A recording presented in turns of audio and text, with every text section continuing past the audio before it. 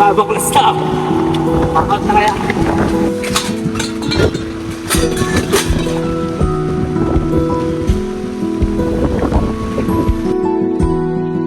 Sa bawat camping trip ay nagsisimula sa parehong paraan.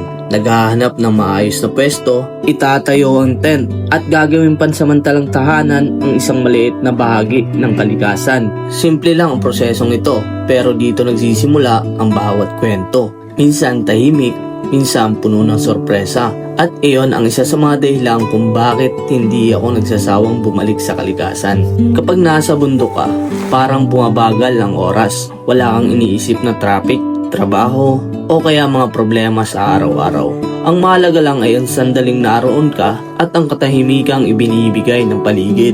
Sa bawat gamit na linalagay ko sa tamang pwesto, unti-unti ring nabubuo ang pakiramdam na handa na akong magpalipas ng isang tahimik na gabi sa gitna ng kalikasan. Sa mga sandaling ito, ang tanging nasa isip ko lang ay ang pahinga, magkape at namnamin ang ganda ng Gottlieb campsite. Walang kahit anong senyales na may ibang plano pala ang panahon para sa araw na ito. Habang inaayos ko ang bawat detalye ng campsite, napapansin ko kung gaano kaganda ang paligid. Yung malamig na simoy ng hangin at ang mga ulap na unti-unting dumadaan sa kabundukan at ang katahimikang bihira mong maranasan kapag nasa syudad ka. Mga simpleng bagay na hindi mo masyadong mapapansin sa araw-araw. Pero kapag nandito ka na, dun mo lang tunay na ma-appreciate. Siguro iyon ang dahilan kung bakit paulit-ulit kong pinipili ang camping. Hindi lang para makapunta sa iba't ibang lugar, kundi para maranasan ulit ang pakiramdam ng pagiging payapa. Yung kahit ilang oras lang, wala kang iniisip kundi ang kasalukuyang sandali. Habang pinagmamastang ko ang paligid, pakiramdam ko ay magiging isang tahimik at magandang camping trip ito. Kompleto ang lahat ng kailangan ko, maayos ang campsite, at handa na akong enjoy ang natitirang oras ko dito. Hindi ko lang alam, ilang sandali lang ang lilipas, ay susubukin na pala ako ng kalikasan. Hindi nagtagal ay unti-unting nagbago ang panahon. Lumakas ang hangin, sinabayan ng ulan, at ramdam kong mabilis ang pagbaba ng temperatura. Sa gantong lugar, normal lang na pabago-bago ang panahon. Kaya ang una kong naisip, maghintay muna, umupo sa loob ng tent, at pakiramdaman ang sitwasyon. At umasang lilipas din ang ulan. Habang pinapakinggan ko ang hampas ng hangin sa tent, sinubukan ko manatiling kalmado at huwag muna magpadalos-dalos sa desisyon. So guys, dahil malakas ang ulan ngayon, ayan, nandito tayo sa loob ng aking tent, ayan. Hindi tayo makalabas kasi sobrang lakas sa ulan. Ayan o, kitang-kita nyo naman o. Ayan. So, di tayo pwede magagala, mababasa tayo dyan. Ayan. Ayan guys, no? Sobrang lakas sa ulan. So, wala na pwedeng gawin ngayon. Tambay muna tayo dito sa loob. Papakita ko muna sa inyo yung aking mga gamit. Ito. Ayan, mga lutuan. Mamaya, magluto tayo. Tapos, ayan o, sobrang yung ating tripod, yung mga sabitan ng mga pinagugasan natin mamaya. Yung camping chair ko, basa na. Tapos dito, ayan, buti na lang, matibay-tibay yung tent na nadala ko ngayon. Laban dito sa napakalakas na hangin. Nandito tayo ngayon sa solo camp tayo ngayon dito sa ito yung tinatawag nilang Gottlieb campsite dito sa Atok, Benguet. Ayan. Hindi ganun kalakas yung ulan. Ang malakas talaga yung hangin. Kaya sobrang lamig. Ayan o, wala tayong magawa. Mamaya siguro magkakape ako. Sobrang lamig eh. Kaya tamad pa ako magluto kasi yung mga lulutuin ko nasa sasakyan pa. Hindi ko makuha dahil na umuulan. Mamaya na lang siguro. So dito sa ito yung sitwasyon ko, grabe, kagalaw ng tent. Sobrang galaw. Sana ay maging maayos.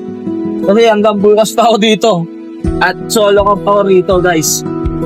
So ito yung pailaw ko mamayang gabi guys oh. Hindi ba? Yan lang. Tapos siyempre dito sa kwarto ko. Ayan. Ayan, may pailaw din tayo dito guys. Yun oh. Maya, pwede yan lakasan. So dito naman yung aking bed. Ayan, nakapaglatag na ako ng bed. Buti na lang hindi tayo inaabot ng malakas na ulan. nung nagsiset up pa lang tayo. Ang problema lang, ang dami pang kulang na gamit kaya hindi ko pa nadadala rito. Katulad nung aking pillow, wala pa oh. Wala pa yung aking pillow. Wala pa yung aking kumot. Wala pa yung aking lulutuin. Kaya tambay tayo ngayon dito sa tent. Wala tayong magagawa. Panoorin na lang yung ulan. Ayan guys, so kitang-kita naman sa likod. Malakas talaga yung hangin. Buti na lang, matibay-tibay yung tent. Yan, nagtira mo naman oh. Kaya nga, ayun naman oh. Halos, hindi pa rin yung tent natin. Buti na lang, maganda pagkakasetup ko. Ayan. Ano ba tong nakamping ko? Ano tong campsite na nadayo ko? Ay! Nakakatakot. Dito muna tayo guys. Lamig, grabe. Sobra. Pero buti na lang, safe tayo. Thank you Lord. Kinatapos mo mag-setup bago umulan. Thank you. Ayan. Mamaya guys, pwede ko ipakita sa inyo yung kasalukuyang pwesto ko dito sa dito sa tent na to, sa area na to. Halos ako lang yung nakatayo rito kasi nga sobrang mahangin to rito, pero maganda yung view nito pag maganda yung panahon. Ayun na, inaabot na ako ng dito tubig no, grabe oh. Yes oh, labas tayo saglit kahit na umulan, labas tayo. Siyang mabilis lang. Ayan o. Woo! Siyang mabilis lang. Papakita lang sa inyo for the vlog eh. Ayan guys o. Ayan. Ay tumulan yan. Palag tayo dyan. Ayan, nangitim na nga tayo eh. Kakagala natin eh. Ayan o. Ayan yung akin tent o. Solo camp. Kahit kumabagyo. Laban. Lakas oh.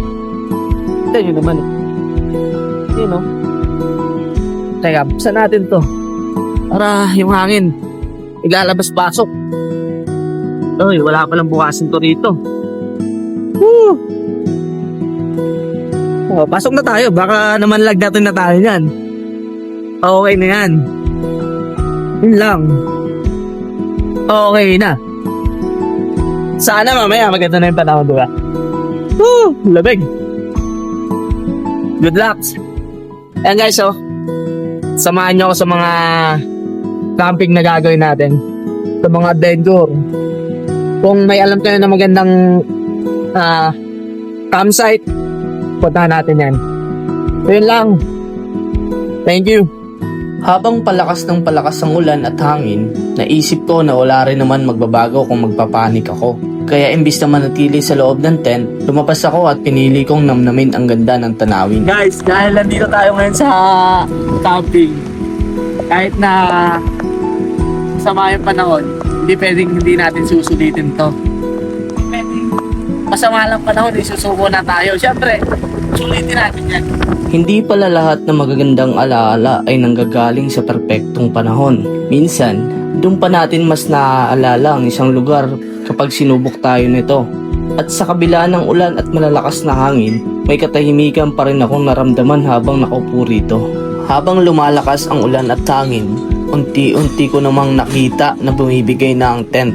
At doon ko naisip na hindi sa lahat ng laban ay kailangan ipilit. Minsan, ang pinakamagandang desisyon ay ang umuwi ng ligtas para magkaroon ng pagkakataon na makabalik pa. Hindi man natuloy ang camping na plinano ko, hindi ibig sabihin na nasayang ang pagpunta ko rito. Sa halip, mas marami akong natutunan kaysa sa inaasahan ko. Tinuruan ako ng kalikasan na tanggapin ang mga bagay na wala akong kontrol at pahalaga ng bawat sandali, maging maganda man o mahirap. At higit sa lahat, nagpapasalamat rin ako sa Panginoon sa kanyang gabay at proteksyon sa buong biyahe. Hindi man binigay ang panahon na inaasahan ko, ibinigay naman niya ang karanasang hindi ko makakalimutan. Hanggang sa muli, God Clip.